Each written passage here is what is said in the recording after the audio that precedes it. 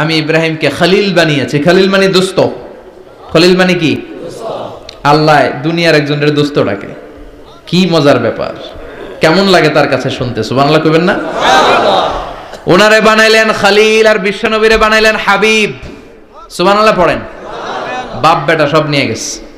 সাইয়েদনা ইব্রাহিম হচ্ছেন বাবা আর বিশ্বনবী ছেলে। বিশ্বনবীর অনেক উপরের পুরুষ হচ্ছে সাইয়েদনা ইব্রাহিম। তো এটা পরদাদা না, বাবা না? বিশ্বনবী বলতেন আনা দাওয়াতু আবি ইব্রাহিম, আমি নবীরে বেনাসানাসি করো, আমি তো ইব্রাহিম আলাইহিস সালামের দোয়ার ফসল।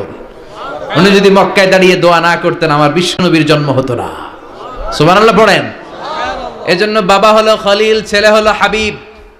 খলিল মানেও বন্ধু, হাবিব মানেও বন্ধু। খলিল মানে এমন বন্ধু যেই বন্ধু আল্লাহরে খুশি করার জন্য কাজ করে, আর হাবিব মানে এমন বন্ধু যারে খুশি করার জন্য আল্লাহ নিজে কাজ করে। কার পাওয়ার বেশি? হাবিবের কয়েক ডিগ্রি বেশি। সুবহানাল্লাহ পড়েন।